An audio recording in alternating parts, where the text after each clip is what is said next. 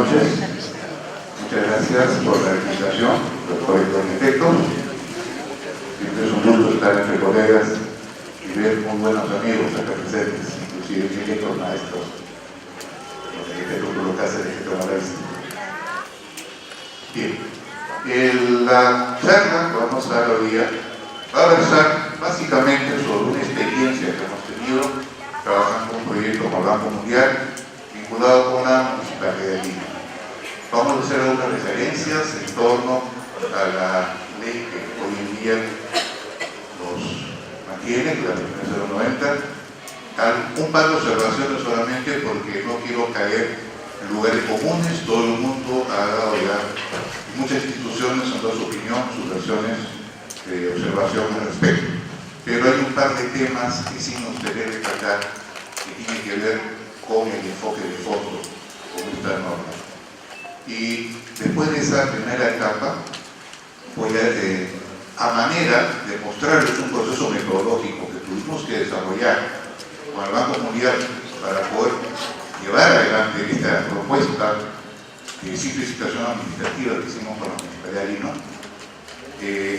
En vez de armarles una propuesta teórica, prefiero mostrarles con el ejemplo de la experiencia que se tuvo y de los resultados.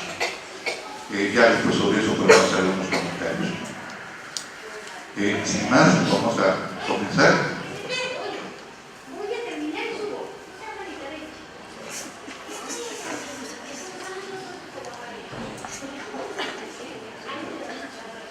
La normativa urbana que nos preocupa a nosotros básicamente tiene una estructura, o debería tener una estructura más o menos de este tipo. Se supone que deberíamos partir de una gran norma que regule todo lo que es el ordenamiento y acondicionamiento territorial.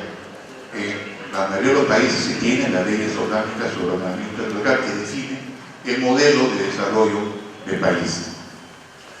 Temas vinculados al medio ambiente, vinculados al planeamiento y desarrollo urbano, y de ahí se van decantando ya las normas más específicas que son las de habilitaciones urbanas, edificaciones y normas técnicas complementarias.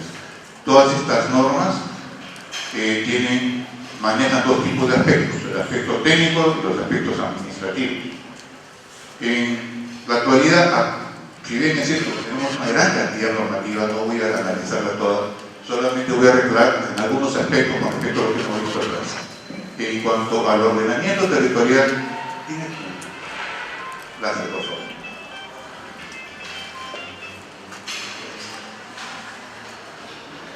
En cuanto, les decía, en cuanto a lo que es el ordenamiento territorial, lamentablemente no existe.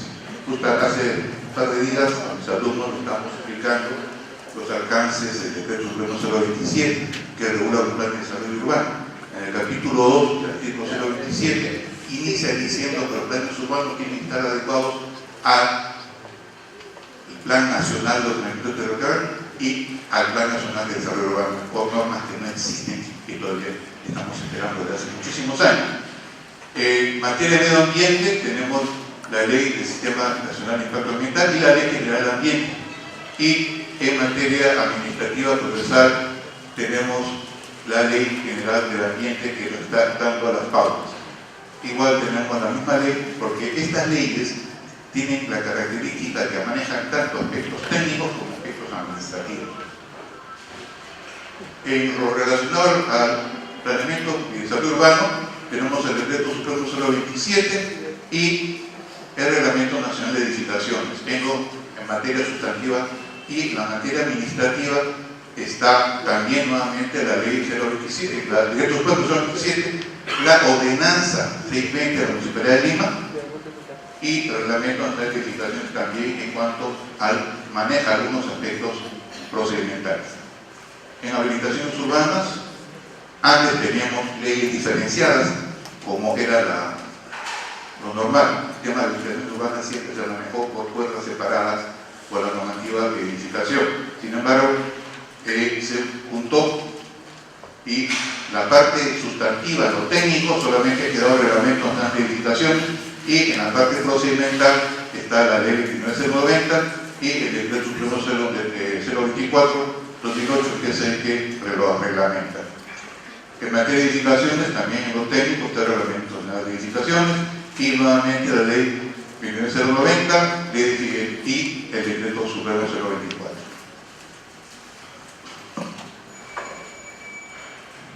Sin embargo, se ha creado el concepto de mandador y no de mandatario, porque va asociado al concepto de administrado. Yo, frente a una institución pública, no me deben presentar como un administrado, no como un recurrente, como un propietario, como un inversionista, como un ciudadano, pero no como un administrado. A mí no me administra nadie. Soy un hombre de pleno derecho y de libertades constitucionales. En tanto yo cumpla con la justicia, con la ley, tengo los derechos que me asisten. Entonces, desde ese punto de partida, el concepto de administrado ha creado un falso concepto de dependencia o de sumisión. Para la administración pública se les ha hecho creer que nosotros somos subordinados, por lo tanto tenemos que acatar todas las licencias que pueda dar un funcionario o un empleado o simplemente un portapliego de una institución, que muchas veces se nos falta el respeto cuando hacemos un procedimiento administrativo, ¿no? Yo he visto, he sido testigo en causa de la manera como se trata a una persona en ventanilla cuando esa persona no sabe defender sus posiciones. Entonces, ahí hay un gravísimo error conceptual que debe ser modificado y corregido. Pero vamos a hablar, en todo caso, en vez de administrar, hablemos de recurrente, y los conceptos y el trato va a cambiar sustantivamente.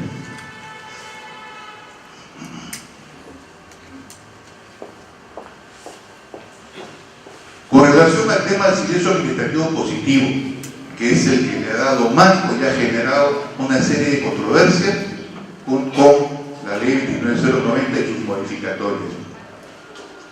Acá aparece también una grave contradicción, y es que, de acuerdo a la ley 27444, ley de procedimiento administrativo general, se establece en el artículo 33 y 34 claramente la imposibilidad de aplicar el silencio positivo en caso de trámites que puedan repercutir en los intereses de los terceros contra la seguridad ciudadana, sobre aspectos de interés público o contra el medio ambiente. Yo le pregunto, ¿una licencia de construcción no impacta sobre terceros? ¿No impacta sobre el derecho público? ¿No impacta sobre la ciudad? ¿No impacta sobre el medio ambiente? Entonces, este artículo, o todo el articulado que establece silencio administrativo, está contra la ley. Inclusive contra la misma ley de silencio administrativo. Por el artículo 2 de la misma ley que regula el silencio administrativo, se establece también que de manera que no se puede dar silencio administrativo en esos temas. Entonces hay que normar de manera excepcional, siguiendo otros procedimientos. Lo dice la misma ley. Sin embargo, la ley de silencio administrativo se siguió antes, ha sido la base para poder armar toda la ley y la reglamentación sobre la 29090. Entonces, por ahí tenemos un tema que tenemos que revisar y corregir. Además, con esta ley, ¿cómo podría evitarse la corrupción? Ya lo hemos visto. Hay proyectos de gran envergadura que no pasan por comisiones técnicas y es cuestión de conversar con el funcionario de turno, desde el expediente 15 días, se basa el tiempo de ley y ese proyecto es aprobado por silencio administrativo, ¿no? Tenemos un caso hace poco, no hace la esquina de Ñangamos, ¿no? O sea, un gran centro comercial que no iba a ser, o sea, fue aprobado por silencio administrativo, ¿no? El silencio administrativo, en todo caso, si se da, debería ir acompañado de sanciones al funcionario responsable, porque no puede ser que sea un silencio administrativo y nadie asuma la responsabilidad, generando un enorme impacto sobre la ciudad y las consecuencias que esto genera. Estas básicamente son los temas que me interesaba analizar y conjuntamente con este otro, que es una nueva perla que se nos dio. No obstante que ya la ley 2990 de por sí había sido cuestionada, había sido revisada, objetada, todas las instituciones, se da la ley 29566 que modifica diversas leyes y entre ellas la 29090, disponiendo, les he sacado el artículo exacto, artículo 5, eliminación de requisitos para solicitar licencia de edificación y funcionamiento. Se elimina copia literal de dominio correspondiendo a la municipalidad respectiva de efectuar la verificación a través del portal web de la Superintendencia Nacional de Registros Públicos, SUNAR. Yo haría una pregunta al auditorio. ¿Es que en el Perú las leyes están dadas pensando en una municipalidad o en un distrito o Lima, o las leyes a nivel nacional? Si en las municipalidades de Lima metropolitana es muy difícil implementar esto, ¿qué puede suceder en las municipalidades de provincias? Simplemente el recurrente o el inversionista o el proyectista, según sea el caso, con esto se elimina la responsabilidad sobre la titularidad del predio, y la municipalidad, si no tiene recursos, va a tener que aceptar el expediente tal cual, y los resultados son gravísimos. Obras edificadas en terreno de terceros, obras edificadas en terreno invadiendo límites, y todo lo que esto puede generar. El tema de la titularidad es una obligación, es un requisito importantísimo. Sin embargo, ya no es necesario. Y dice que es la propia municipalidad la responsable de verificar la titularidad del propietario. Y si no puede hacerlo, es responsabilidad de él, no del propietario. Felizmente, en algunas municipalidades se sigue insistiendo, ¿no?, en presentar un documento que certifique la propiedad, y en la mayoría de los casos los profesionales están acompañando los expedientes con estos requisitos, aunque no sea exigible. Otro aspecto importante, el certificado de parámetros urbanísticos y edificatorios. Ahí sí estamos de acuerdo con la propuesta que desarrollamos con el Banco Mundial. Ese certificado debe ser un derecho más no una obligación. El concepto de certificado de parámetros está dado para que el recurrente se proteja, tramite certificado, y de acuerdo a lo que dispone el certificado, los parámetros no pueden ser modificados, ¿no?, por un periodo de vigencia. Eso es una manera de protegerme, pero no es un requisito que sea obligatorio. Significa que si yo hago un proyecto grande, una inversión importante, entonces sí me aseguro. Si voy a comprar un terreno que me va a costar por $1 millón, me aseguro, saco certificado de parámetros.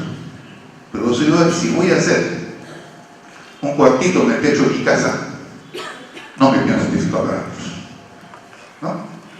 Entonces los requisitos deben ir y venir. Pero en este caso, el tema del certificado sí estoy de acuerdo que se haya eliminado. El tema sí es grave cuando se anula la boleta de identidad a los profesionales que intervienen en el proyecto.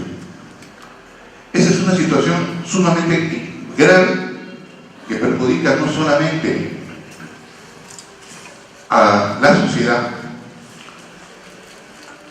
y no solamente al colegio de arquitectos, sino a todo el mundo.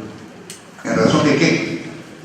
La norma dice que es responsable el colegio de arquitectos publicar en su página web la relación de arquitectos. Muy bien. ¿Qué me impide a mí agarrar, irme a una librería, mandarme a hacer el sello del arquitecto Arturo Yen, ¿no?, y ponerme a firmar todos los planos que se me antojen con el nombre del arquitecto Yen? Cuando van a verificar el colegio en el padrón, en el listado del colegio de arquitectos, figura que el arquitecto Yen está hábil.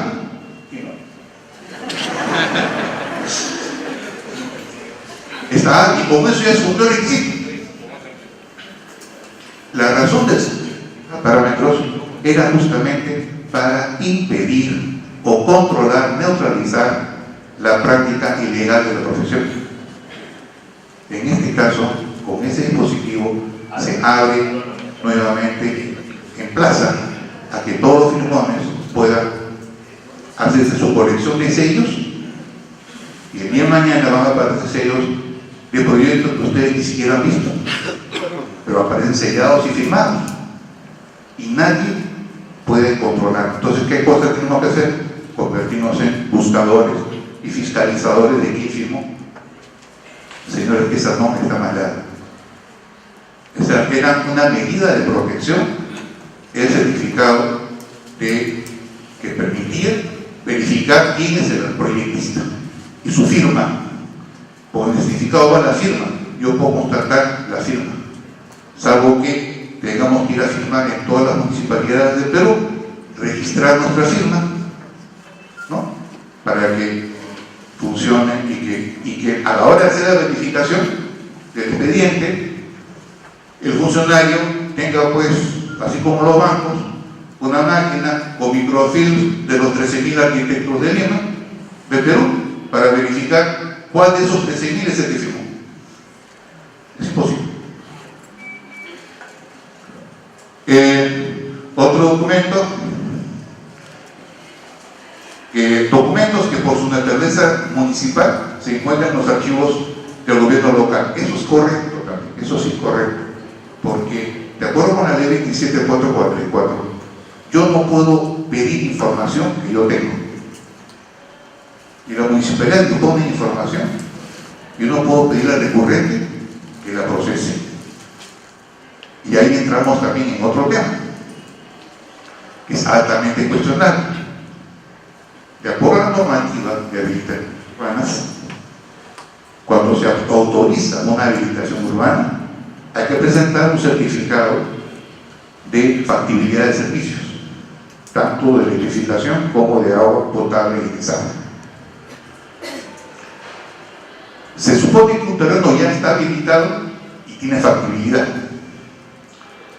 pero en las últimas disposiciones que se han dado de los cambios de zonificación, gracias a la actuación de la Municipalidad de Lima, el IMP y todos sus organismos técnicos, han dispuesto que se incremente la densidad en la mayoría de los distritos, pero no se ha hecho la evaluación de la capacidad portante y del estado de los suministros. Entonces, terrenos que ya tenían habilitación urbana, porque así fueron aprobados, que así están inscritos, ahora le dicen al arquitecto: vaya usted y solucione el problema que hemos creado nosotros. Nosotros hemos elevado la densificación, donde antes se hacía 10 pisos, ahora podemos hacer 25. Muy bien, pero usted va a tener que buscarse la factibilidad de servicio. Estamos poniendo la carreta delante de los caballos. Antes de hacer cambio de zonificación, la municipalidad debió estudiar cuál era la capacidad portante de las matrices y las redes, para que en base a eso disponga el cambio de zonificación. Entonces, los cambios de zonificación se sean efectivos solamente ahí donde era factible. Y lamentablemente esta situación está generando hoy día un mercado negro de certificados de factibilidad de servicios. Cuando va un arquitecto, un inversionista joven, un proyecto pequeño, y pide factibilidad de servicios, o hacer un edificio de 5 pisos, dice: no hay factibilidad. No voy a decir el edificio, pero es un caso real. Sin embargo, al costado se está construyendo un edificio de 10 pisos y dice: sí tiene factibilidad. Pero como un terreno tiene factibilidad y el del costado no la tiene, o que acaso nos llegan a matrices diferentes una para cada terreno. Entonces se está entrando a un proceso de corrupción, o sea que le da una norma que está generando un alto nivel de corrupción. No voy a entrar en detalles particulares, pero tengo varias quejas, varias denuncias a ese respecto. Entonces, lo que está sucediendo es que cuando se están dando las normas, estas normas se están dando en un escritorio, en una oficina, pensando en Lima, o pensando en una determinada municipalidad, o un determinado interés, o ojalá me equivocara, y no se olviden de que se está legislando a nivel nacional.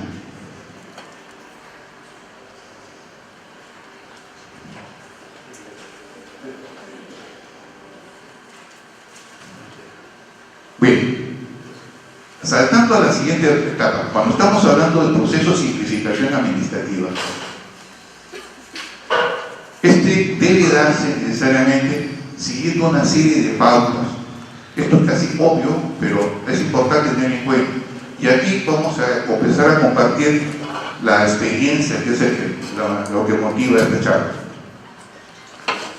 Cuando allá por el año 2003, 2002, pues fueron varios años que tomó el proyecto, fui convocado por el Banco Mundial para desarrollar una propuesta de simplificación administrativa en el marco de un convenio que tenía a través de FIAS, que es un brazo del Banco Mundial, con la Municipalidad Metropolitana de Lima, en un programa a nivel latinoamericano para buscar mejores condiciones operativas para los inversores internacionales.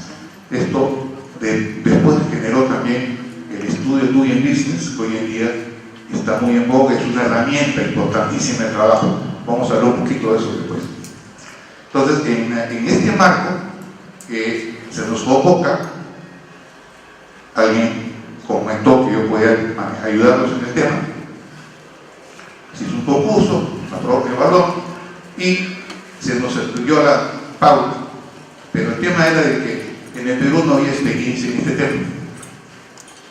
Entonces tuvimos que desarrollar con un equipo de trabajo todo un proceso metodológico que nos permitiera hacer un seguimiento y luego las mejoras para lo que es el procedimiento administrativo.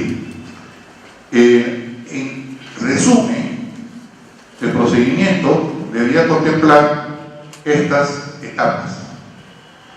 La etapa de diagnóstico y validación, en la cual se hacía un levantamiento de toda una casuística, se analizaba toda esta, no tengo los ejemplos ahí adelante, y había que determinar quiénes eran los diferentes actores y áreas involucradas en cada uno de estos procesos, analizando los pasos, costos, tiempos, y en base a esto podíamos identificar los puntos, los cuellos de botella, las zonas neurálgicas que generaban todos estos inconvenientes. Este diagnóstico debía ser validado. Entonces había que preparar talleres de validación en donde lo que hacíamos los consultores, levantando información parado, se hacía un taller donde se convocaba a todos los funcionarios y empleados de la municipalidad que estuvieran vinculados con el tema. Fue una experiencia muy gratificante. Trabajamos en un gran salón de Sheraton y se ingresó a esa sesión desde la gerente de desarrollo urbano hasta el conserje.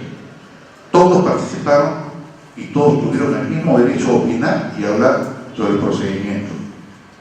Los resultados fueron asombrosos. Entonces, esta validación es una herramienta fundamental porque nos permite arreglar y corregir cualquier error conceptual que uno podía tener. La propuesta, una vez hecho el diagnóstico, venía la propuesta de simplificación que con todos partiendo de todos los problemas que se han demostrado acá, la propuesta debería ir uno por uno, ir neutralizando y salvando las situaciones problemáticas. Luego, esta era la primera etapa del proyecto. Llegar a una propuesta. Las propuestas luego tienen que ser implementadas.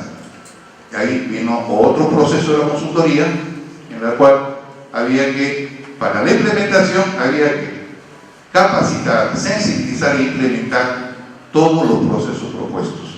Situación sumamente complicada, porque nuevamente el funcionario ya está acostumbrado a un sistema de trabajo. Tiene su ritmo, su forma de ser y su forma de pensar. Cuando le decimos, ya no vas a trabajar así, de otra manera, hay siempre una gran reacción negativa. Porque el funcionario o el empleado dice, a mí me tomó 4, 5 o 10 años aprender el trabajo. Y ahora que lo estoy haciendo, que lo hago bien, me lo cambian. No, aquí me quiero votar.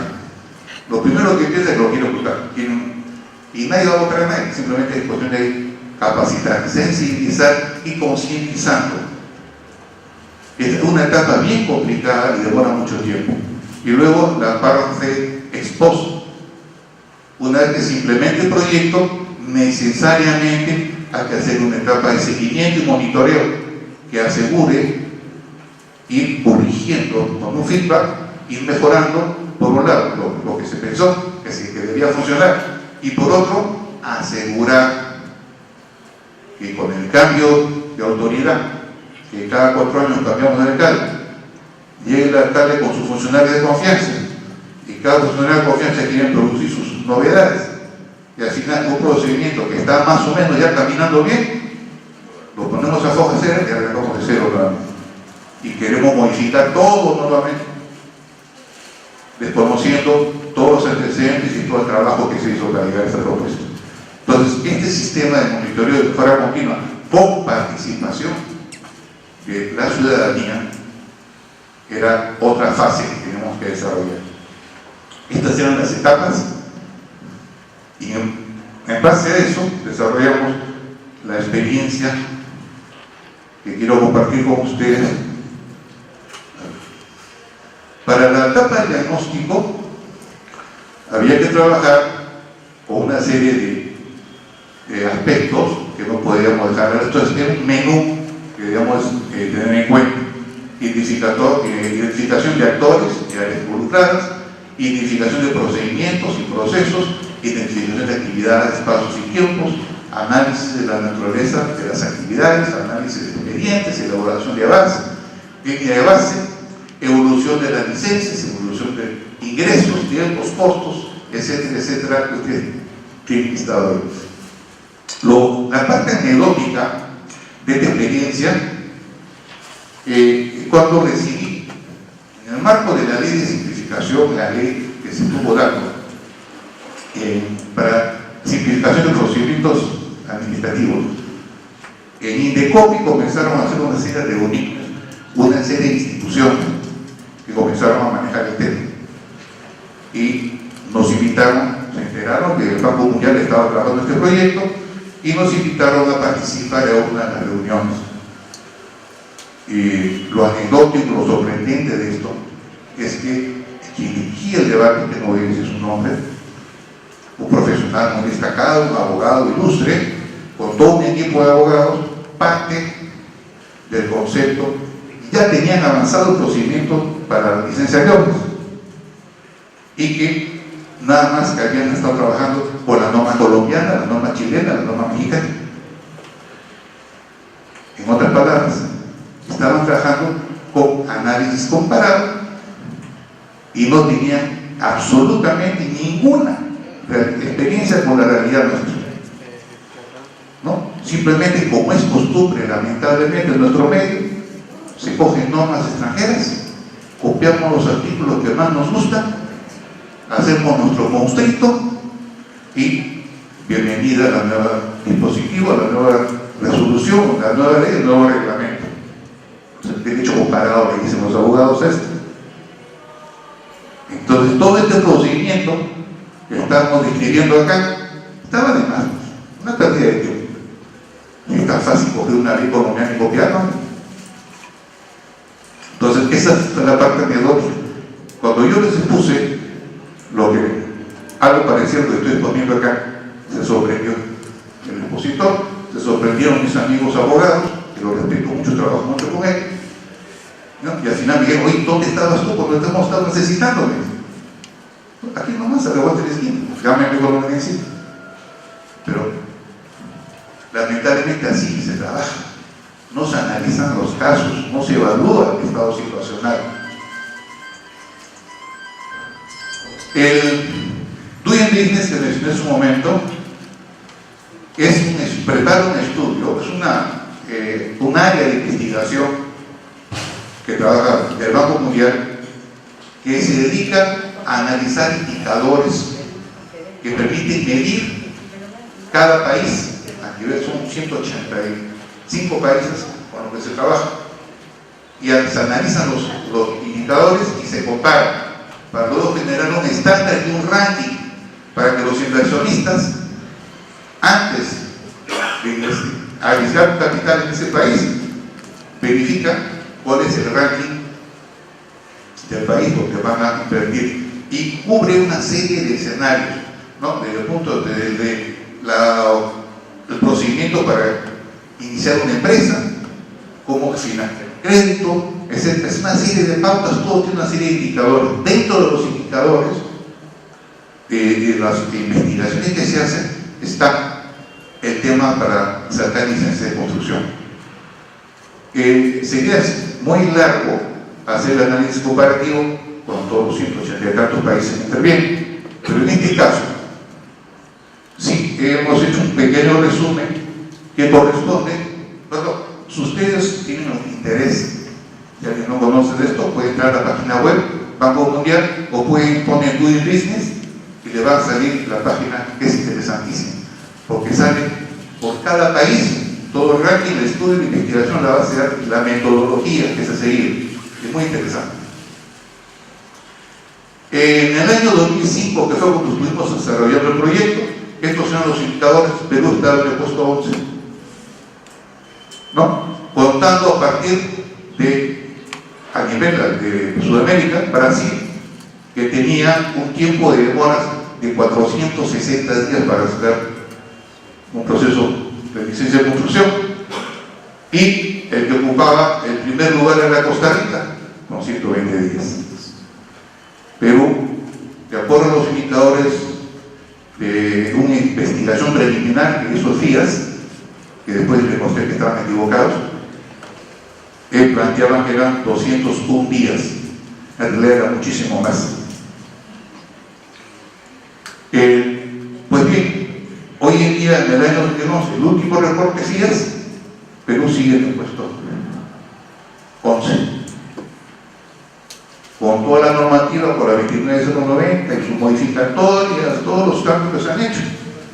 Perú sigue en el puesto 11 a nivel de Sudamérica. A nivel mundial hemos subido 6 puntos, ¿no? Pero fundamentalmente porque los otros han bajado.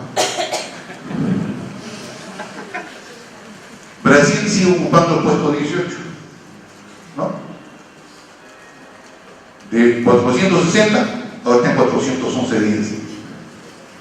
Perú, de sus 201, ahora está en 188. Ha habido alguna mejora, pero seguimos en el puesto 2. Costa Rica bajó al puesto 12, y quien está en el puesto 1 hoy en día es Colombia, que tiene solo 50 días acumulados para todo el proceso. Ojo, cuando hablamos del proceso de tramitación de autorización de construcción, no estamos refiriendo en exclusiva a la licencia de construcción, sino hasta la presentación de la declaratoria de fábrica. Todo el proceso completo es lo que se analiza en el Doing Business. Entonces, de acuerdo con este estudio, el Perú todavía sigue un tanto distante con los que están ocupando pues, el primer lugar. Si encontramos que en Colombia están trabajando con 50 días a 188 días, todavía se supone que tenemos algo que corregir ahí.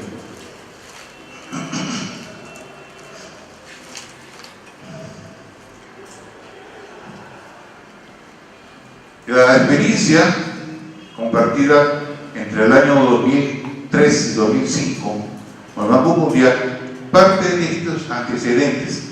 El proyecto que maneja el Banco Mundial es el proyecto de barreras administrativas, y la institución que está manejando era el FIAS, uno de los brazos del Banco Mundial.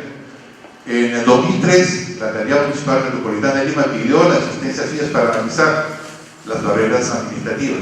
En ese marco se crea este convenio de intervención con la idea de trabajar en el tema de licencias para obtención de licencias de funcionamiento y licencias para edificación. Esos eran los dos temas que involucraban al convenio con FIAS. En una investigación preliminar que hizo el FIAS con un equipo alterno, yo no participé, se y se analizaron una serie de casos de algunas municipalidades muestras, ¿no? En Lima, Arte, La Victoria, Surco, San Miguel, Villa El Salvador fueron las muestras donde se obtuvieron, ¿no? En el caso de Lima lo estoy remarcando porque nuestro proyecto era específicamente por Lima metropolitana. La idea, ¿cuál era? Desarrollar una propuesta de simplificación para Lima metropolitana para que luego esto pudiera ser replicado en los demás distritos. La idea era, si trabajamos con la municipalidad más importante del Perú, que va a ser mucho más fácil trabajar con las municipalidades distritales. A ver, tal, ahí justamente ese cruce de los temas que nos interesaban: licencia de obra, licencia de apertura de obras generales públicas, licencia de obras privadas.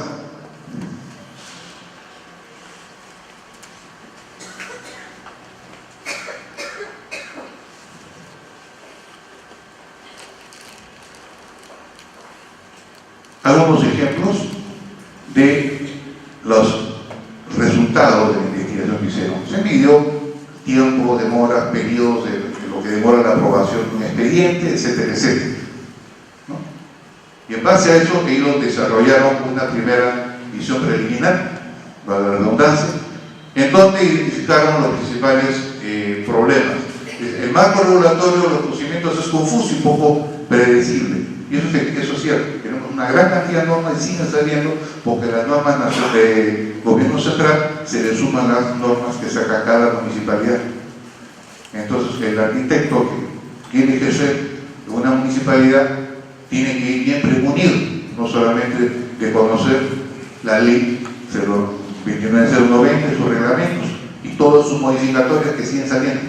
Además tiene que conocer el Reglamento Nacional de Edificaciones, ¿no? Y les recomiendo, mis queridos colegas, que no se limiten solamente a la parte de arquitectura, porque ya en las experiencias que hemos tenido en las comisiones técnicas, resulta que toda la normativa que antes estaba vinculada con ascensores, que antes estaba en el área de arquitectura, ahora están electromecánicas, ¿no? Entonces los arquitectos diseñan ductos y cajas de ascensores, y como no está normado en la parte de arquitectura, creen que se puede hacer cualquier cosa.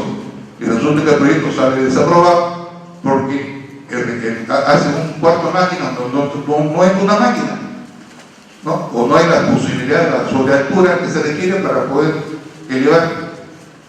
Tampoco tienen el foso en la parte inferior, o las dimensiones no se adecúan. Entonces, ¿por qué? Porque se han quedado solamente en su título que le corresponde y uno tiene que revisarlo todo. La obra es integral. Las instancias de decisión tienen una gran discrecionalidad para fijar nuevos requisitos. Y ese es el tema, por ejemplo, de las municipalidades. Parte de la norma general, que las municipalidades comienzan a dar ciertos requisitos y poner cositas más. Ahora con la 29090 como que se está restringiendo eso, pero todavía hay quienes quieren exigir algunas cosas. Altos costos asociados a la contratación de profesionales que deben preparar los expedientes y realizar los estudios. Bueno, eso es evidente, tienen que pagar a los profesionales. Alto riesgo que tiene que ver con la incertidumbre respecto al resultado del trámite. Esa es una de las partes que más preocupa a los inversionistas extranjeros. Hacen una inversión inicial, arriesgan capital, ponen el capital a trabajar en el proyecto y luego ingresa un expediente, se paraliza el expediente y el proyecto se puede paralizar 3, 4, 5, 6 meses. Y es un capital ocioso y el inversionista comienza a perder cantidad de dinero porque el dinero viene con financiamiento. Entonces, esas son las cosas que desalientan a los inversionistas cuando los trámites son muy lentos.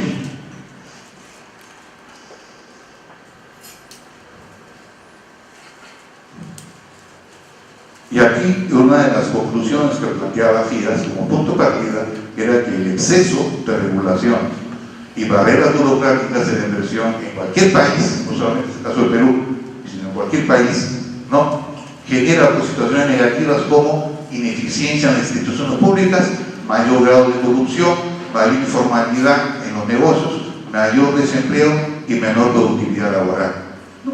Situaciones que nos es bastante común y conocida a nosotros. De acuerdo con el convenio que se hizo con la Municipalidad de Lima y FIAS, había que construir un modelo exitoso a replicarse en otros municipios del país, y el objetivo era simplificar los procedimientos de autorización municipal de funcionamiento y licencia de obra. Y en materia de institucionalidad había que designar la contraparte municipal. No soy yo, iba con mi equipo, éramos la contraparte del FIAS, del Banco Mundial, y la municipalidad tenía que designar todo el equipo de funcionarios que nos tenían que dar toda la información con que tenemos que trabajar permanentemente. Fue un trabajo muy interesante, una experiencia sumamente agradable y gratificante en algunos casos, y en otros no tanto. Para manejar el caso, fuimos a los expedientes del área de licencias y al archivo para comenzar a rescatar una cantidad de expedientes. Reclutamos a una serie de alumnos de la universidad para que nos apoyaran en esta etapa, que fue un trabajo muy minucioso, y se desarrolló una plantilla para poder hacer evaluación. Esta la fuimos diseñando. Acá van las generales del proyecto, sus indicadores de área, uso del proyecto, etcétera, etcétera. Y luego acá todos los pasos, como tenemos en el expediente, las idas y venidas que ha recorrido el expediente, las oficinas por lo que he tenido que circular, íbamos identificando cada uno de los procesos, ¿no? Y luego íbamos determinando por una línea de continuidad en donde se estaba estancando, donde iban los proyectos. Esto lo hicimos para cerca de 120 expedientes que nos tomó como para construir nuestra base de datos.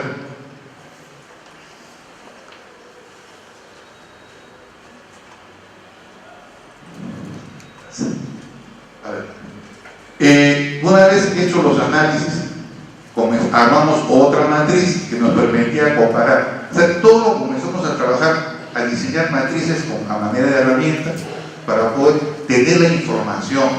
En vez de tener sendos documentos con grandes temas de literatura que al final nos van enredando, toda la data la fuimos vaciando a formatos que fuimos diseñados profesamente.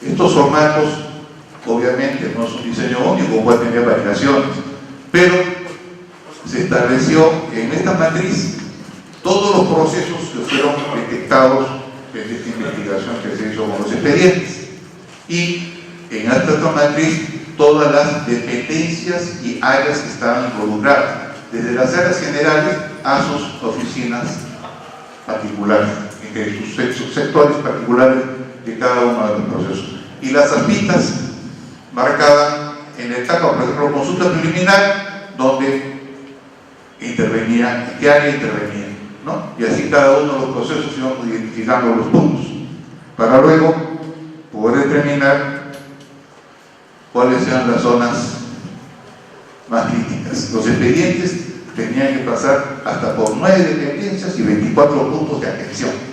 Ese fue el primer diagnóstico que hicimos. El tema no era tanto proposiciones técnicas, el tema era el procedimiento que se seguía. Porque al final el expediente llega a la comisión técnica y la comisión técnica también decidía, ¿no? Pero hasta que llegó, y luego de que llegó, como salió, venía todo el proceso de mora.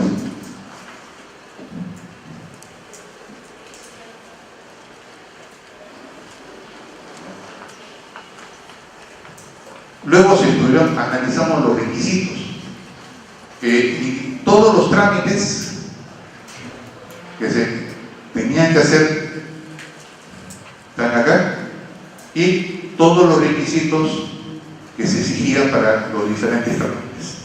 Entonces comenzamos a marcar también con aspas donde correspondía este requisito para que tramite, ¿no? y teníamos una lista de requisitos frondosa que, bueno, ha variado, ya se ha reducido, no es con la cantidad de requisitos, pero todavía siguen siendo importantes.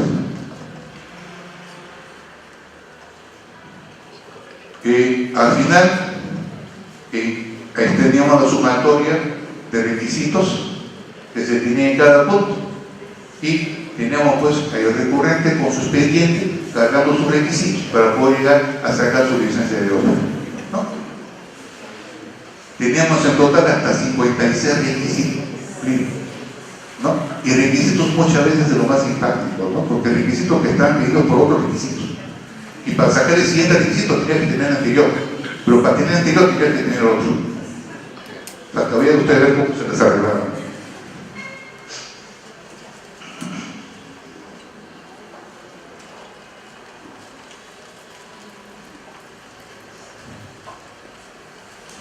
Igualmente se analizó las tasas, los costos y los sobrecostos en los que tenemos que incurrir para hacer un proyecto. Para esta simulación, porque ya los casos son variados, y para hacer el análisis se hizo una simulación similar a la que utiliza FIAS para el Doing Business. Se trabajó sobre un expediente simulado de una edificación comercial, un depósito, ¿no?, de 200 metros cuadrados con un costo aproximado de $100.000. Se armó un expediente, ese proyecto simulado, y se le hizo pasar por todos los pasos y todos los pagos que había que hacer de manera virtual, porque no teníamos plata para eso. Entonces, al final se encontraron, después de hacer todos los pagos, todos los procedimientos, hasta cumplir con todos los requisitos, si de acuerdo con lo que manda el TUC, considerando los mínimos y los montos que había que sacar, había que hacer un gasto de 3.879 soles para un proyecto de 200 metros cuadrados.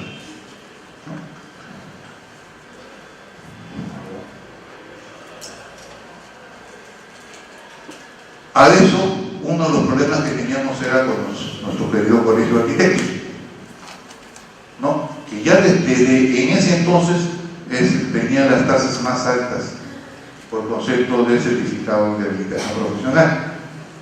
Y mientras el colegio de ingenieros cobraba 20 soles como tarifa plana, en realidad en el colegio de arquitectos nos comenzaron a cobrar por metro cuadrado, ¿no? Y salieron unas cifras pues espeluznantes y cosas que a mí sí nunca me lograron caber. Es que si yo pago 20 soles para estar habilitado, ¿por qué tengo que pagar 300 soles para que digan que estoy habilitado? ¿No? Y no obstante que la situación estaba así, y ya era de por sí bastante cuestionable, lamentablemente se volvieron a subir las tasas, ¿no? Y como consecuencia, ¿qué tuvimos? Perdimos hoy y cara, porque justamente a raíz de la última alza de las tasas que se dio en el colegio de arquitectos, es que se armó el lobby y se dio esta ley que eliminó el certificado de habilidad profesional, ¿no? El colegio es una institución genial, no es nuestro socio, no nos tiene por qué poner impuestos por proyecto. Esa es una crítica que yo siempre hice y la mantengo.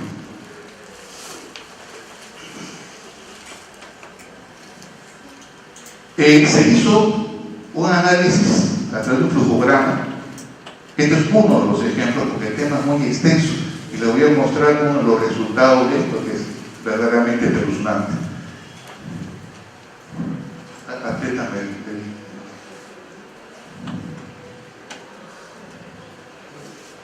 Esto fue lo que nos salió cuando se hizo el análisis de todos los procedimientos que se requieren para poder cubrir los requisitos para completar el procedimiento administrativo para una licencia de obra, desde el punto de inicio de lo que es la obtención de información hasta la obtención de la licencia.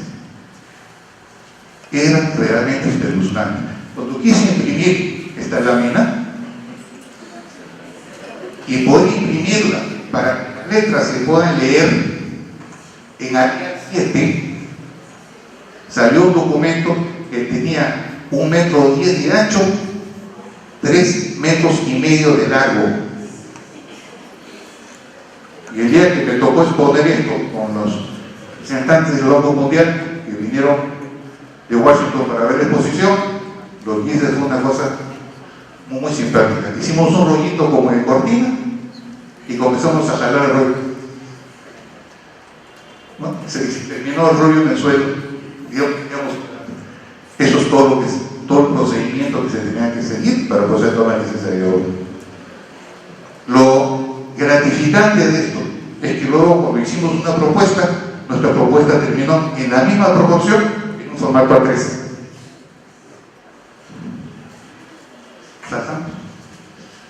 Pasamos a bien, agrupando en 4 partes todo este proceso, encontramos que entre la fase 1, obtención de información preliminar y adquisición de carpeta de trámite, 19 pasos. 19 pasos solamente para comprar la carpeta. Hoy en día ya podemos bajar información, los formularios, podemos bajar internet, pero por ahí siempre se da la manera de que tengamos que pagar algo para tener el archivo de expediente. Obtención de certificado de parámetros urbanísticos, 36 pasos, 35 pasos. Proyecto de consulta, 49 pasos. Aprobación de proyecto, 103 pasos, total 206 pasos. Y lo que caracterizaba, estamos hablando de la 27157, no la 29090. Estamos en una referencia a la experiencia anterior. No se contemplaba diferencias.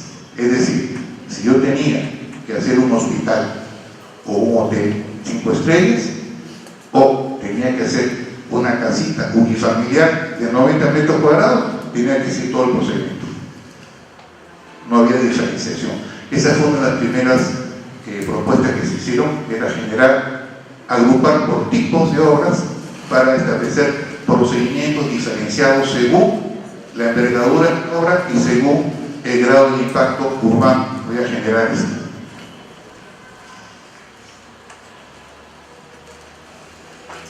Este fue el taller de validación. Luego que desarrollamos esa propuesta, reunimos a toda la gente que estaba vinculada con el tema y cada uno fue exponiendo su propuesta, analizando el caso paso por paso, y lo fuimos reconstruyendo en un panel con tarjetitas todos los procesos. Por ahí decían, no, eso no es eso, primero buscarte todo, yo que hacer otra cosa, ¿no? Y así, de manera muy efusiva, el personal de la municipalidad iba trabajando y nos iba aportando sus situaciones.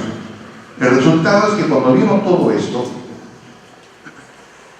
comenzaron a comentar entre ellos, ¿no? Pobrecito, todo eso hacemos, todo eso hacen, le dije yo. ¿Por qué? ¿Cuál es la situación? De que como se trabaja en áreas estanco, cada oficina, ¿no?, de los 9 puntos de referencia, cada una tiene su propio trámite y pide o repite cosas que ya pidió el otro, y como no cruzan información, se sigue inflando.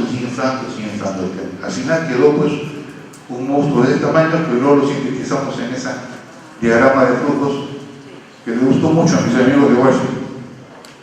Se lo llevaron, me dieron 3 copias para exhibirlo. La línea base resultante del análisis que se hizo, entonces evaluación que se hizo para el caso particular de Lima Metropolitana, arrojaba indicadores de este tipo, ¿no? Número de expedientes 335 que se han presentado en el año y se otorgaron solo 112 licencias.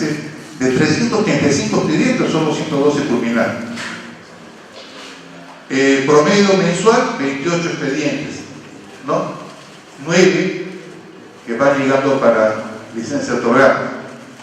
Promedio por semana, 7. Promedio por día hábil, 1.5. Es decir, que acá hay un problema. teníamos una instalación, una capacidad de ocios tremenda, un montón de gente. Tú has visto, toda esa gente está vinculada a gente para manejar un expediente y medio por día. O sea, en todo el año, de 335 expedientes, solo se aprobaron el 33%. El resto fue desaprobado o sigue en trámite. Ahí nos permitía determinar un nivel de productividad. Porque si esto lo asociamos a los costos de producción y los ingresos que se tenían por concepto de tasas, las tasas habían perdido todos. En cuanto a la localización de los terrenos en el centro histórico, habían problemas, terrenos de obra nueva, 7, ampliación, remodelación 11, demolición total 8, obra nueva, demolición parcial, remodelaciones. Había una cantidad de 112 expedientes, los 112 que se habían aprobado, ¿no?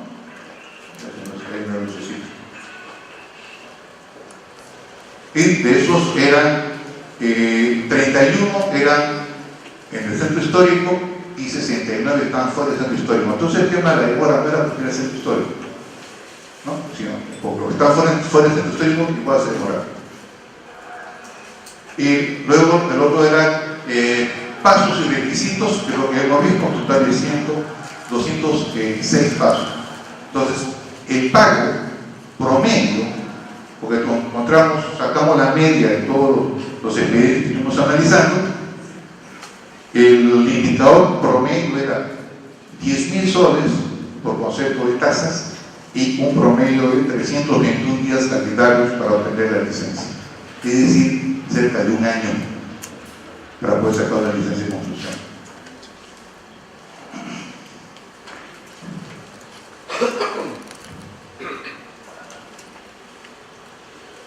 Problemas detectados, esto es enorme, lo va a ser aburridísimo si los doy contando todos los problemas, pero solamente mostrar que se fueron identificando los problemas por áreas, ¿no? En materia jurídica, normativa, ¿no? Problemas con respecto a la información, que la información está difundida, está distribuida, no hay información, cosas simpáticas que suceden en la mayoría de las municipalidades. Uno llega a la municipalidad y quien no entiende quién es el Huachimán. Ese Huachimán que no da las indicaciones, bueno, Huachimán estudió arquitectura, ¿qué estudió? Debe ser un Huachimán con maestría, ¿no? Y generalmente el funcionario que está en la ventanilla atendiendo a los recurrentes es un estudiante de arquitectura o un bachiller recién egresado que lo sientan ahí para que aprendan,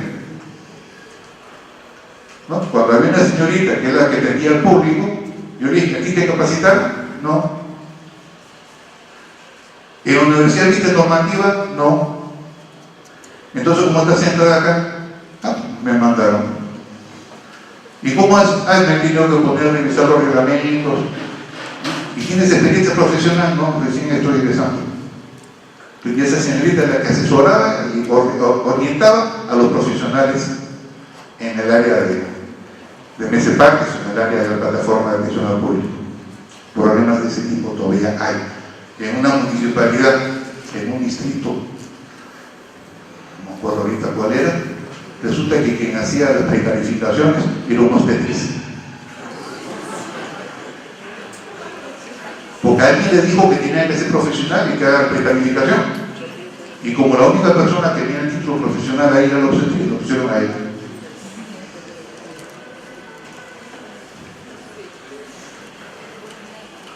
De facilidades para el usuario, esto es un tema terrible, ¿no? Porque el usuario, aparte de que tiene todo este problema que se tiene, aparte del maltrato que se le da con todos los procedimientos, además no se le da ninguna facilidad de comodidad, ¿no? Lo ponen a hacer colas al sol o en una ventanilla con una sola persona que está atendiendo y está hablando por teléfono, está conversando mientras hay 40 personas haciendo cola.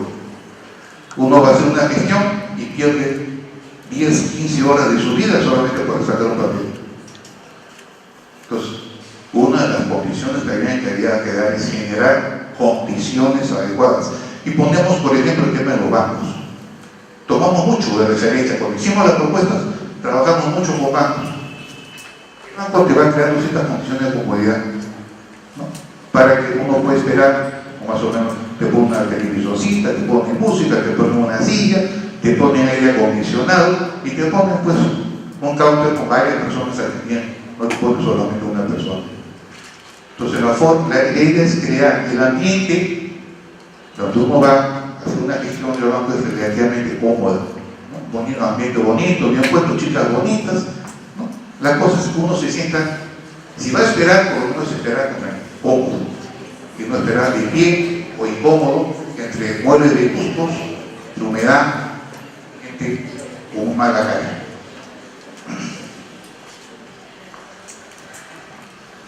De facilidades operativas y apoyo informático, este es el otro tema también que era que dentro de la casuística era terrible, porque teníamos que las computadoras eran alquiladas, no eran propios. Entonces todos los procedimientos que se hacían por computadora, también los hacían a mano. Entonces, ¿cuál es la idea de poner una computadora para seguir todo un software que nos permite hacer el seguimiento al expediente? Cuando llegan ese partes, el funcionario que recepciona, el empleado que recepciona, ¿no? Todo lo que han cargado en la computadora, también lo tienen en un libro. Yo vi, ¿por qué hace ese doble esfuerzo? Si está en la computadora, ¿por qué no haces en el libro? No, si se malogra la computadora, si se la lleva, es alquilar también, se la puede llevar. Entonces se pierde información. No, pues para eso hay bancarios. No tenemos para eso. Pero no tienes un sí, no nos da. No tienes que, no nos da. No puedes un sistema de recuperación de información, no hay presupuesto.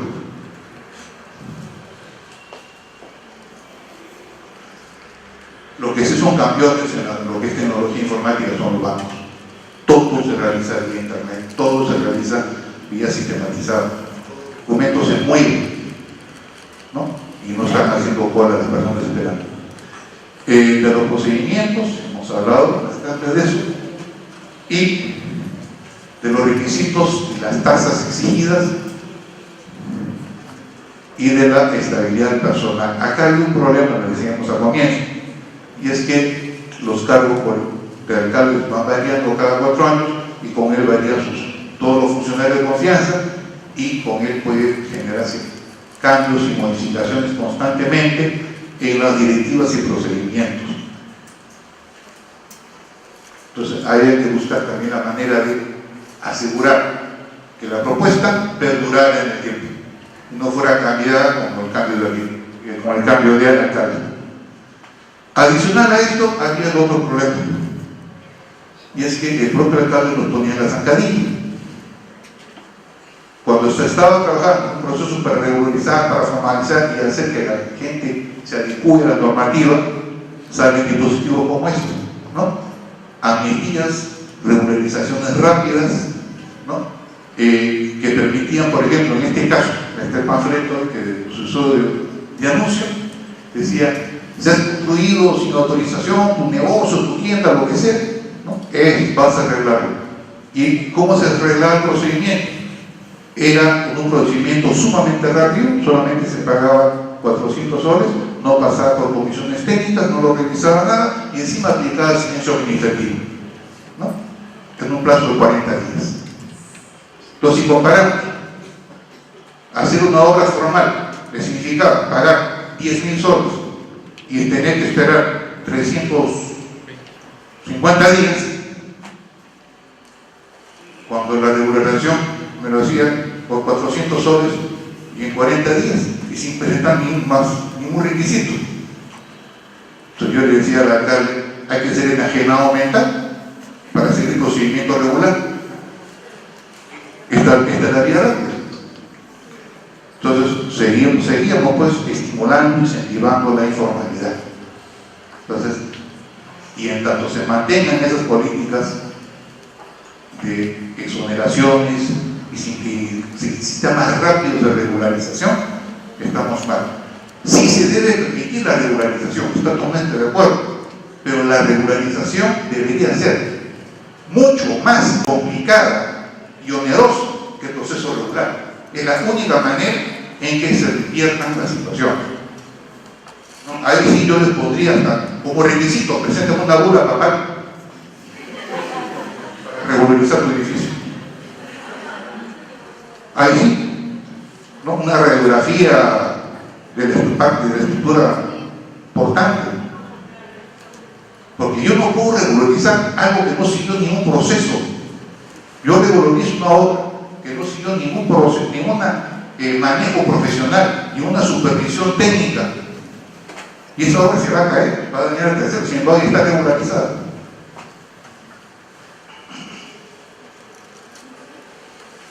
Entonces decíamos como una consecuencia de todo eso que de este diagnóstico que se encontraba había una fórmula perversa, ¿no? Trámite oneroso en tiempo y costo, más control deficiente, multiplicado por amnistías y regularizaciones igual a informalidad. Y esto lo vemos si en la municipalidad de Lima, la más importante municipalidad del país, sucedía eso, está pasando en las universidades en estos distritos, y qué decir en provincias.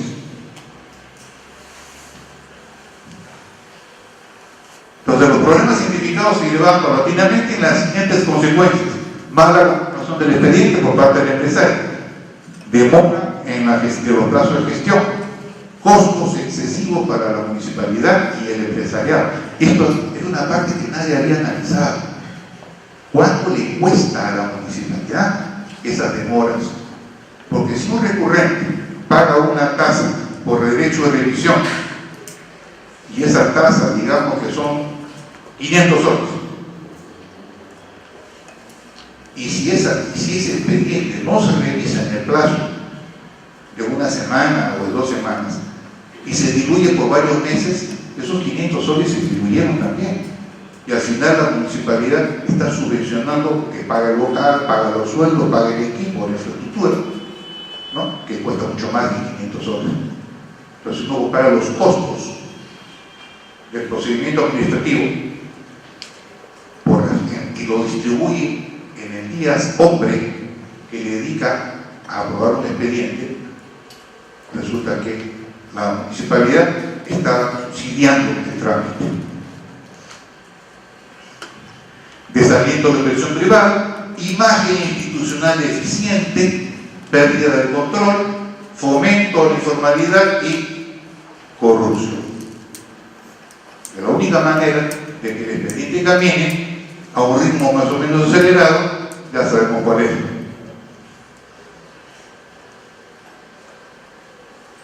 Estos problemas que se ven acá los vaciamos también en esta matriz de comparación, y todos los problemas se analizaron con las consecuencias que acabamos de mencionar y se fueron estableciendo las relaciones de consecuencia, causa, problema y las consecuencias que esto iban a determinar para hacer una evaluación de cuáles eran las áreas más críticas para este proceso. El resultado fue una sumatoria y le pusimos color que iba de amarillo claro a rojo oscuro. Evidentemente las zonas en rojo eran las zonas más críticas, ¿no? Y en materia de procedimientos se ganaba en la apuesta con 30%, 30.25%, facilidades 13.58%, marco jurídico legal 12.96%, facilidades para el usuario 11.73% y el requisito de CIO 11.11%. Entonces, otra vez un error de apreciación de parte de nuestros legisladores. Si se trataba de simplificar o dar una ley como la 29.090 que simplificara los procedimientos, debió hacerse un camino y la información la teníamos. Esta información la dejamos en la municipalidad, la tenían ahí. ¿Por dónde había que atacar? ¿No? Y evidentemente el tema de los procedimientos, y era al interior de la municipalidad. No era una ley que final pretendiera sacar al colegio de arquitectos del proceso de revisiones técnicas. Por ahí no era la cosa.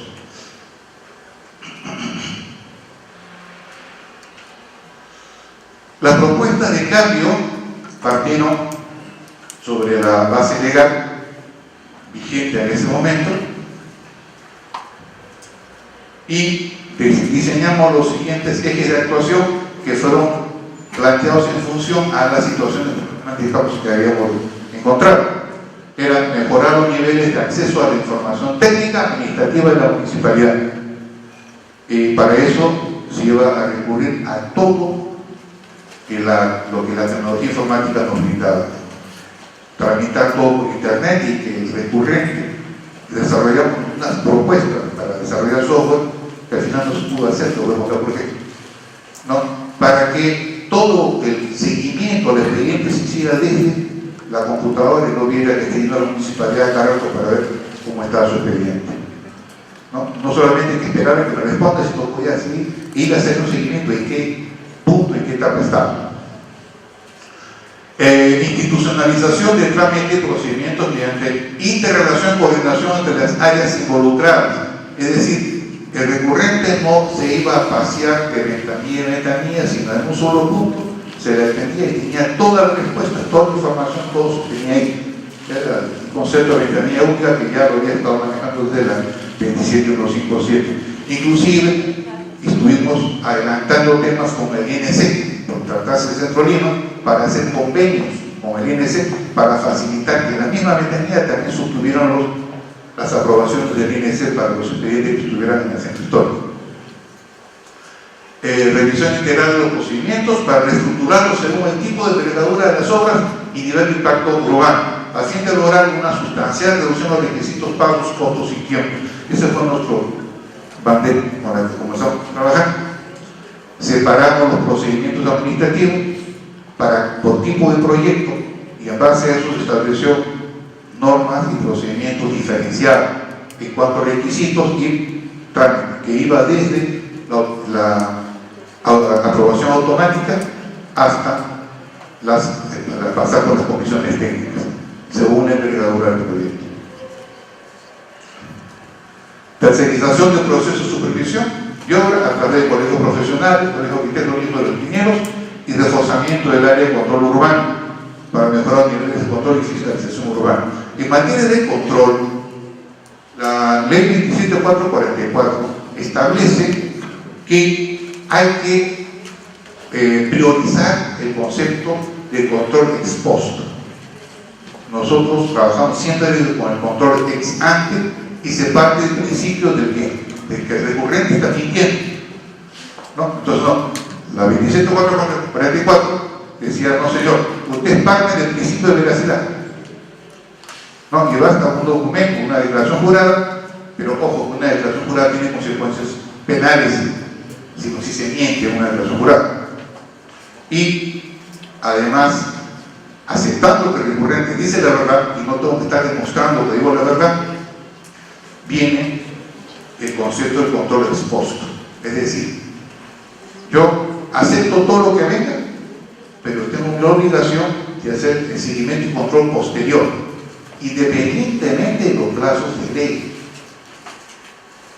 Bien, eso era una cosa bien importante. ¿Y quién trabaja con ese sistema? SUNAT, ¿no? Quienes ven a canas, como yo, y hemos pasado por todos los procesos que ha ido variando SUNAT, recordarán lo que significaba hacer una declaración jurada. Era un trabajo espantoso, porque había que apuntar recibos, boletas, certificaciones. Yo no iba con un cerro así de papeles y había que llenar un papelote de este tamaño para poder hacer la declaración jurada. Entonces, iba a jurar para que había que presentar cosas. Se hizo un drástico cambio en el sistema de la administración de SUNAT y se aplicó el sistema de control expuesto. Es decir, yo presento mi documento muy sencillo y hoy en día está todo digitalizado. Yo simplemente ingreso mi código y de SUNAT bajo el archivo donde ya está registrado todo lo que yo he hecho. Certifico, corrijo si hay que corregir alguna cosa y luego puedo pagar directamente por internet. Inclusive hoy en día puedo girar recibos por internet. Es un sistema sumamente eficiente. ¿Y el control? El control lo hacen después. sistema de control ex post. Entonces, se coge al azar, se incluye información y al que emitió le cae la quincha por todos. Entonces, uno ante la inseguridad de que en cualquier momento me cae una revisión y verifica que lo que dije era mentira, me pagan la obra, voy preso, me multan, y no porque ya pasó los 15 días, me dieron mi autorización ficta, ¿no? Ya tengo conciliación administrativa, ya nadie me puede tocar. No, señor, no es así. Entonces el tema de la simplificación pasaba por ese lado, pero sin pérdida de responsabilidad. Entonces, si yo presento un documento, presento unos planos, incumplo lo que dice el documento y caigo en el motor de costo, pueden abrir proceso penal por eso. Sobre esa base se está trabajando. Mejorar la capacidad de las oficinas, involucrar mediante un adecuado equipamiento, acondicionamiento físico, logística que garantice la continuidad de servicio. En este caso, inclusive se hizo el diseño de cómo debería ser la plataforma, los muebles, el equipamiento, cómo debería organizarse todo el espacio para que trabajen adecuadamente tanto los funcionarios como los recurrentes.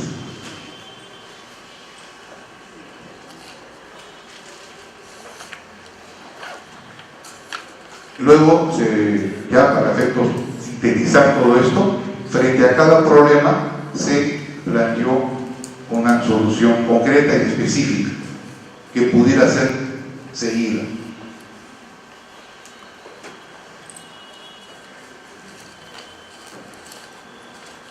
Este es el sistema como se había estructurado.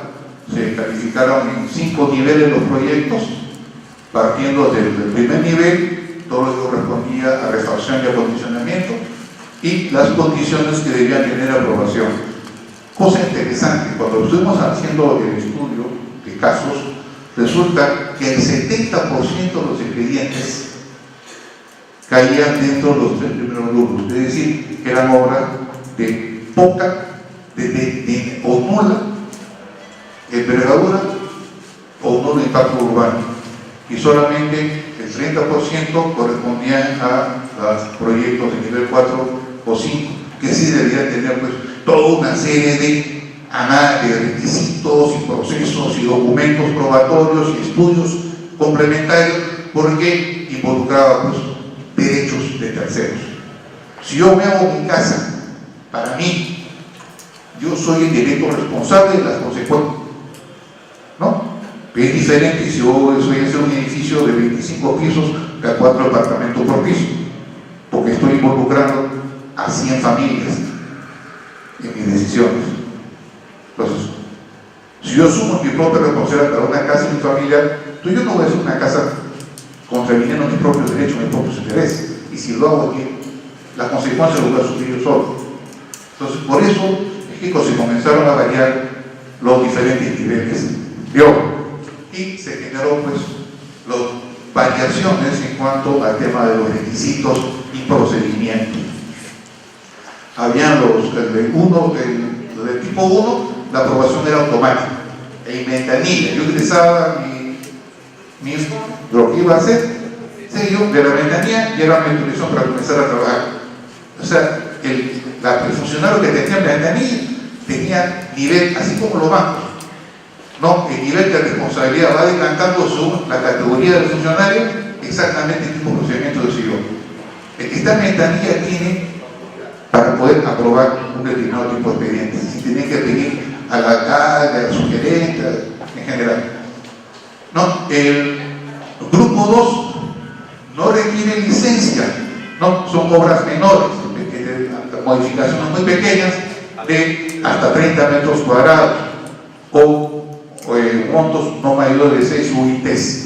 No requiere licencia y la autorización con carácter provisional es automática, pero requiere la ratificación por la división de edificación, pudiendo ser observada hasta 15 días, ¿no? O sea, igual, presentar mi expediente, me lo aprobaban en ventanilla, pero ese expediente sí iba al área técnica, lo revisaba y me podían observar y detener el proyecto. obras de menor impacto urbano, que es hasta 200 metros cuadrados y máximo 2 pisos. Ahí requería la aprobación del proyecto por el comité. Se presentaba el proyecto con planos firmados por profesionales y se constituía un comité técnico, pero al interior de la municipalidad. Y ya para las edificaciones del cuarto nivel, que pasaban los 2 pisos y los 200 metros cuadrados, necesariamente había que pasar por las comisiones técnicas. Ahí tuvimos un grave impasse que nos generó toda una discusión, porque querían, después de algunos lobbies que me enteré posteriormente que se dieron, que fuera, en vez de 200 metros, que fuera 3.000 metros, que es lo que finalmente se hizo la 29.090. Como ustedes ven, acá hay mucha similitud en algunos aspectos para la 29.090, y es que este trabajo se utilizó de base fue plagiado para formular la 29.090, pero se incluyeron perversamente una serie de modificaciones que generaron lo que hoy en día tenemos. Y uno de los principales puntos, y que me tomó varios meses de polémica, fue que me propusieron que el Colegio de Arquitectos no participara en las comisiones técnicas. ¿No? Yo dije, yo soy colegiado, soy profesional, no puedo avalar esto de ninguna manera. Ahí se generaron una serie de impases de procedimiento. Igual se hizo, como en el caso anterior, se puso en plantilla todos los procedimientos, se hizo el análisis y se determinó si se eliminaba o no se eliminaba. Se verificó pues la utilidad o importancia del requerimiento, y de esa manera fuimos eliminando una serie de requisitos.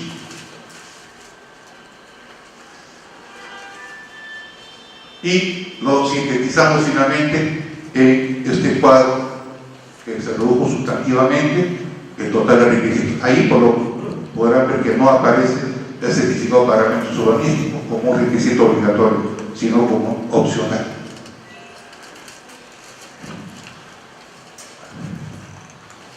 En este resumen teníamos que el procedimiento 1, en la situación de ese momento, se manejaban 19 pasos. Para la segunda propuesta eran solo 2 pasos, para el grupo 2 eran 2 pasos, para el grupo 3 2 pasos, y en todos los casos eran 2 pasos, que era la obtención de información y adquisición de la carpeta de trámite. Para obtener el certificado de parámetros urbanísticos, 35 pasos, lo eliminamos, no era un requisito.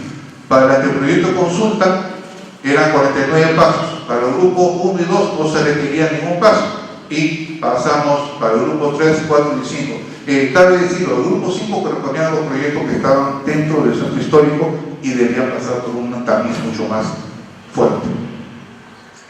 Para los del grupo 4, aprobación de proyectos de licencia automática, ¿no? Eran 103 pasos, los expedientes en general. Lo fuimos reduciendo, y en el caso del grupo 4, de 103 bajamos a 50 pasos. En total de pasos, sumando todos los procedimientos, se redujo a 83, de 206 se redujo a 83 pasos en la propuesta que planteamos. Igual en materia de tiempos, ¿no? Según el TUPA, según el supuesto óptimo y según la realidad promedio, ¿no? Era de 30. Según el TUPA era 50 días. Según el óptimo, que nadie no observa nada, nadie cuestiona nada, necesitaba 80 días en total. Y para la realidad promedio era 321 días. Según el Doing Business decía que era 201, ¿no? Yo le demostré que sus cálculos estaban un tanto errados. Cambiamos de 201 días a 21 días el procedimiento para obtener la licencia en nuestra propuesta.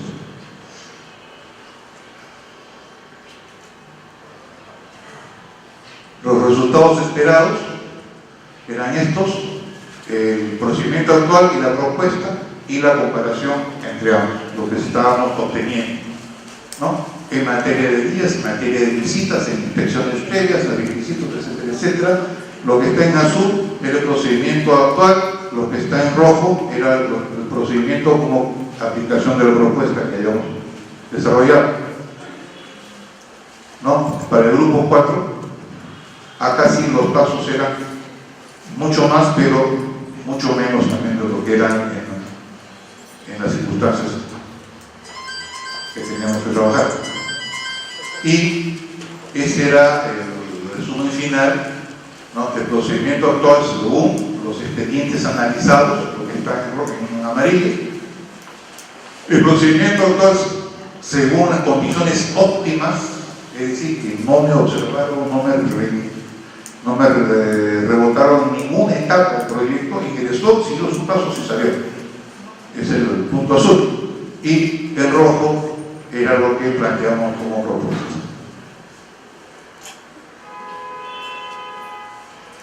Bien, lamentablemente, ya con esto cierro y les agradezco su tolerancia, esto no se aplicó. En el Perú se está aplicando, sí, en Centroamérica, en varios países, el modelo llevado se aplicó con éxito, se está implementando en varios países por el FIAS. En el Perú no se pudo porque la Dirección General, la Gerencia General de Desarrollo Urbano puso muchas trabas para el proyecto Camino y al final se planteó la polémica que se generó porque la intención de que el Colegio de Arquitectos no participara, que es lo que finalmente se dio en la 29.090. Como no acepté la situación, tuve que renunciar, porque el cliente era la municipalidad, el consultor, la entidad consultora era el Banco Mundial, y obviamente la pita se rompe por el lado más débil. Y para evitar conflictos institucionales, yo dije, ¿sabes qué cosa? No te preocupes, yo me voy. Y después de un trabajo intensísimo, muy interesante, y que ha quedado una metodología que la quisiera compartir con ustedes, porque me da en realidad mucha pena que este proceso quede guardado en carpetas, ¿no? Y esta información para funcionarios, profesionales, gente interesada en revisar y seguir con este proceso de sistema de simplificación. Hay que hacerlo bien, analizando los casos, revisando nuestra realidad, no tomando modelos y normas de reglamentos extranjeros. Muchas gracias.